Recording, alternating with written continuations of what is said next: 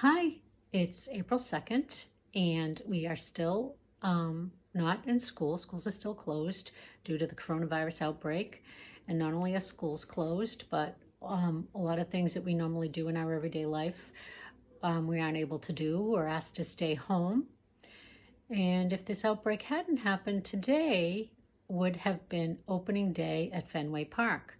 Last week was opening day for baseball, but today would have been the first day we played baseball for the 2020 season at Fenway Park. So in our family, we are big baseball fans. And not only are we baseball fans, but we love the Boston Red Sox. So I put my Boston Red Sox shirt on today because I'm still going to root for the Red Sox, even if I can't watch them play. And I have this book out today called Growing Up Pedro. And it's about Pedro Martinez, who is an all-star pitcher for the Boston Red Sox. He's also in the Baseball Hall of Fame. He won many awards, the Cy Young Awards. He helped lead the Red Sox to a World Series victory a few times. And this is his story. So he grew up in the Dominican Republic along with his brother, Ramon, who is older than him. And Ramon was very instrumental in getting Pedro to play baseball. So this book is written by another really big Red Sox fan named Matt Tavares. And he's written a couple books about Fenway Park. He read a book called Zachary's Ball. He wrote Mud Ball. And he wrote a couple other baseball stories. He lives in Algonquin, Maine with his family. And this is the story he wrote about Pedro.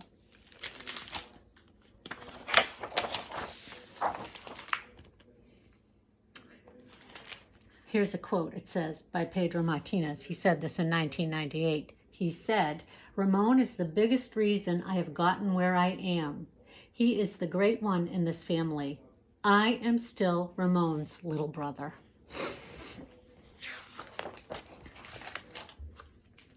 Growing Up Pedro.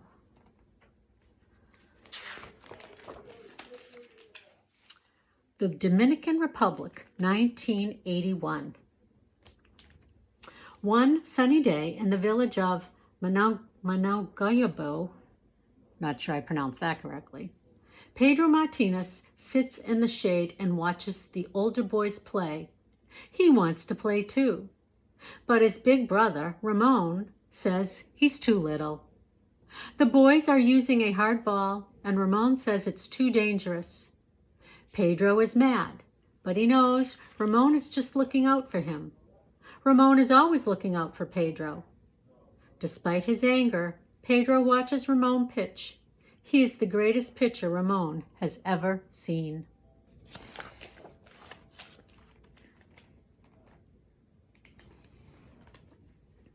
Pedro has 3 brothers and 2 sisters.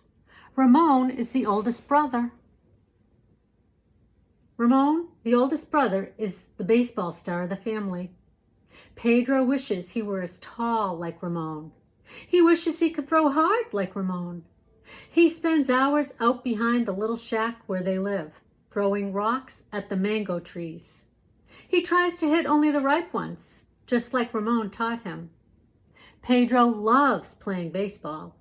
He dreams that someday he and his brother will play together in the major leagues. At night, they lie awake, to a mattress, and talk about what they will do when they are millionaires.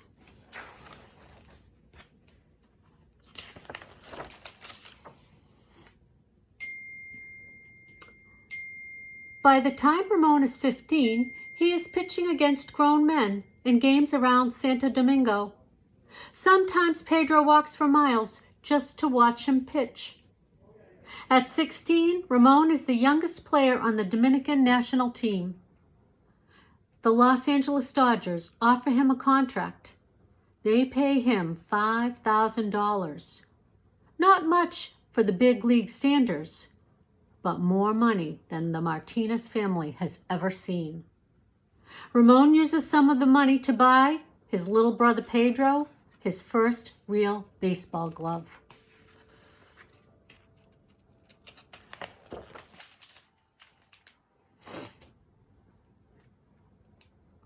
In 1984, when Pedro is 12, Ramon starts training at Campo Las Palamas, the Dodgers' Dominican Baseball Academy, a 2-hour bus ride from their village. Every chance he gets, Pedro tags along. Sometimes he even gets to play catch with Ramon on the field before practice. For Pedro, it's like a dream. He can't believe he is on a real baseball field with real professional ball players. He is so proud of his big brother. One day, a coach for the Dodgers watches Pedro pitching to Ramon. The coach tells Pedro that if he works hard, maybe someday, the Dodgers will sign him too.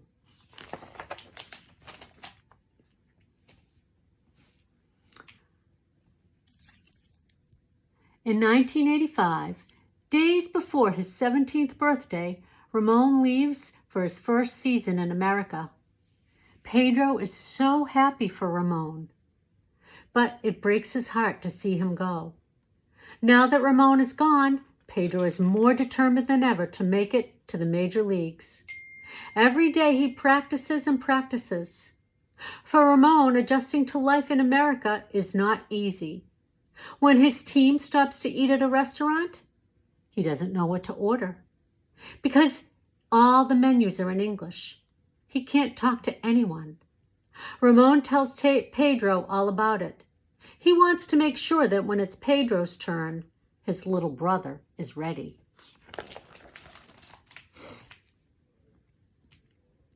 Pedro keeps practicing and he starts studying English every day. In 1988, when he's 16, Pedro is back at Campo Las Palomas. He is ready to try out for the Dodgers. Dozens of other boys are trying out too. Most of them are much bigger and stronger than Pedro. He works hard and does his best, but the Dodger scouts aren't sure. He is still so much smaller than Ramon. They worry that he just isn't big enough to make it in professional baseball. Finally, after a 30-day tryout, the Dodgers decide to give Pedro a chance. They pay him $6,500. He gives all of the money to Ramon. In 1990, the Dodgers assigned Pedro to their minor league team in Great Falls, Montana. Pedro says goodbye to his family and leaves for America. By now, Ramon is a star in the big leagues, the ace of the Los Angeles Dodgers. In 1990, he wins 20 games and is the runner-up for the National League Cy Young Award. Some of Pedro's teammates in the minors think Pedro is only there because he is the great Ramon Martinez's little brother. Pedro works hard to prove that he belongs. He keeps working on his English too. During long bus rides, he stares out the window and tries to read every road sign. He learns new words every day. Before long, he can do post-game interviews in English without an interpreter. Pedro races his way up through the Dodgers minor league system. Then in September 1992, his dream comes true. For the first time in his life, Pedro gets to play on the same team as his big brother. Pedro and Ramon are in the major leagues together. Pedro is so small and skinny that when he arrives at the Dodger Stadium, the security guard doesn't believe he's actually on the team. "Hey, who are you?" he asks. Pedro smiles. "I'm the Bat Boy," he says. The security guard isn't the only one who thinks Pedro is too small. The Dodgers manager Tommy Lasorda doesn't think Pedro is big enough to make it as a starting pitcher. So Pedro pitches out of the bullpen and quickly becomes one of the best relievers in the league.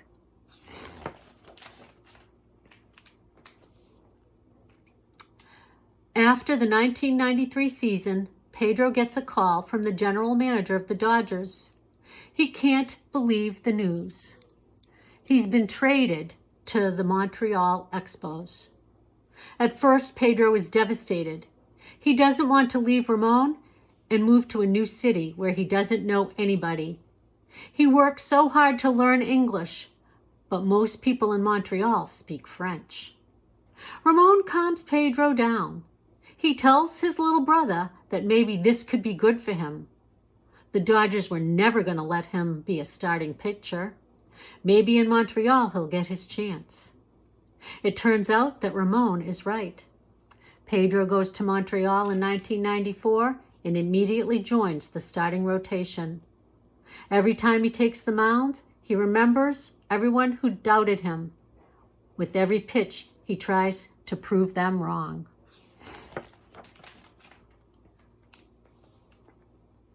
Whenever the Expos play the Dodgers and Ramon pitches against Pedro's new team, Pedro can't help but cheer for his big brother. When his teammates ask him to knock it off, Pedro sneaks down to the clubhouse and watches Ramon on TV.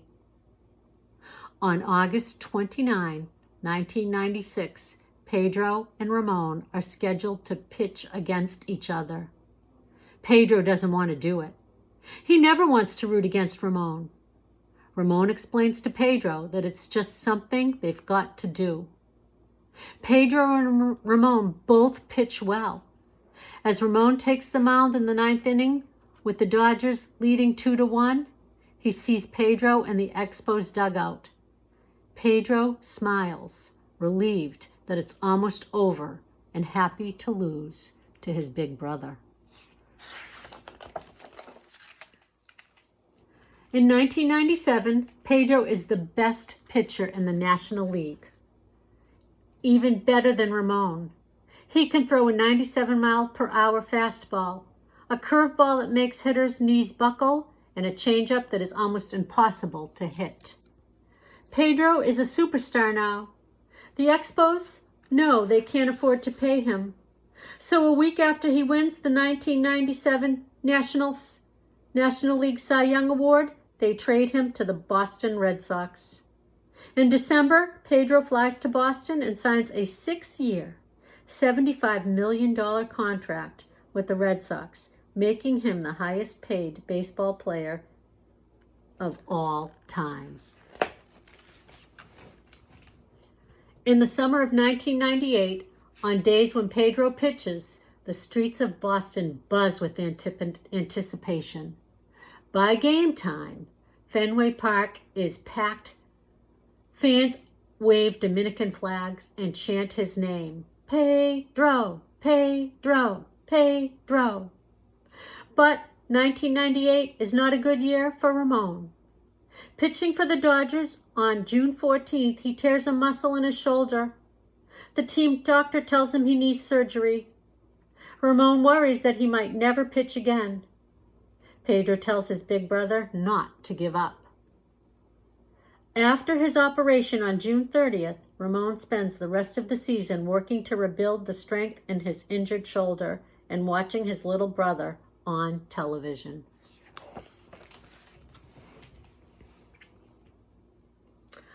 On days when it's not his turn to pitch, Pedro never stops talking and dancing and laughing and joking with his teammates.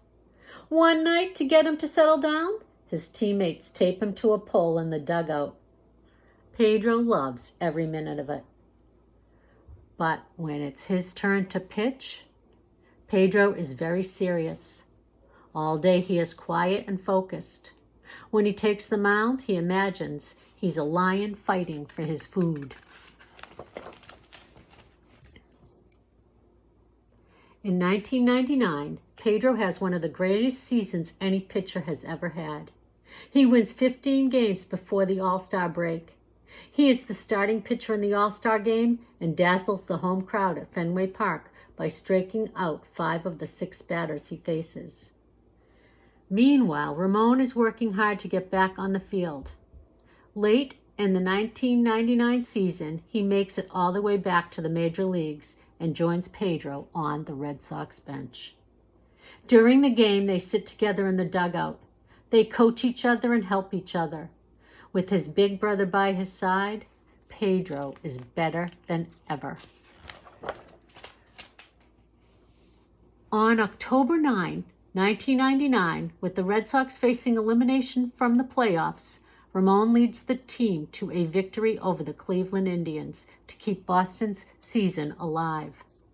2 days later, in the final game of the series, Pedro's right shoulder is so sore he isn't supposed to pitch.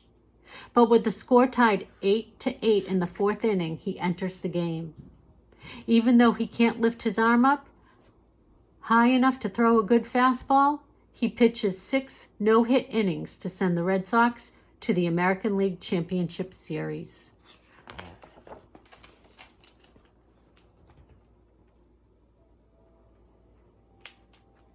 Back home in the Dominican Republic, people dance in the streets.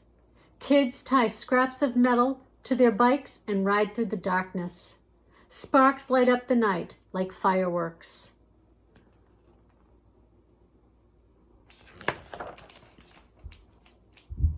After the season, Pedro celebrates with his family. The little shack is gone now. Pedro and Ramon bought all the land around it and built this special place where the whole family can come together. They call it La Finca, the little farm. After dinner, Pedro and Ramon walk out back to throw rocks at the mango tree. Together they hit one mango after another. Pedro hits only the ripe ones, just like Ramon taught him. And that's the story. If you ever happen to be able to check this book out of the library, it has lots of other information. It has Pedro's, all of his stats for all his 18 years he played in baseball. Has an author's note that gives you more information. And also in the back here, we have a bibliography, which gives all the information on where Matt Tavares got the information to create this book. So I hope you enjoyed it. Pedro Martinez no longer pitches in baseball, but he's still part of the Red Sox organization, and you can see him help other pitchers become great.